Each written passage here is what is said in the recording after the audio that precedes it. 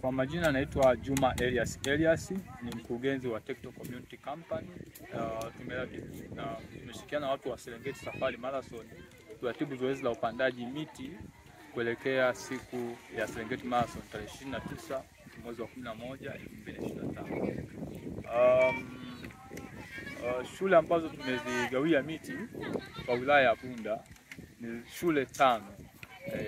Ikiwemo shule ya msingi Balili ambao ni shule ambayo tumepanda kama sehemu ya kuhakikisha shule zingine, lakini tunao shule ya msingi Azimio iliyopo halmashauri ya mji wa Bunda, tunayo shule ya Bunda Girls Secondary School iliyopo halmashauri ya mji wa Bunda, tunao shule ya Mali Ushashi iliyoko halmashauri ya mji wa Bunda, lakini pia tunayo shule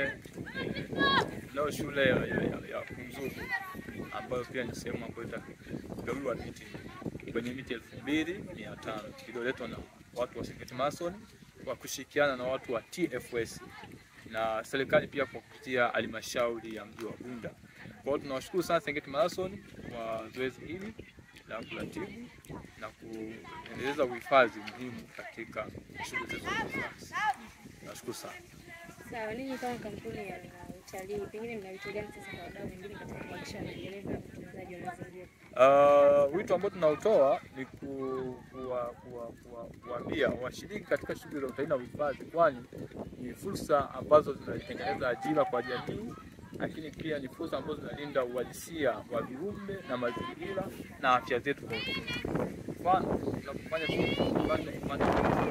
tunakaribisha makazi ya wanyama mbalimbali wanaoenda kuishi katika mazingira hayo, lakini pia tunatengeneza hewa safi kwa ajili ya binadamu ambao tusaidia katika afya, lakini inavutia mvua, uwepo wa mvua na mazingira mazuri yenye utulivu, lakini pia inavutia hata watalii kupata sehemu ya kupumzika. Kwa hiyo tunapata watalii wengi na tunaongeza pato la taifa na kuongeza ajira kwa watu wengi.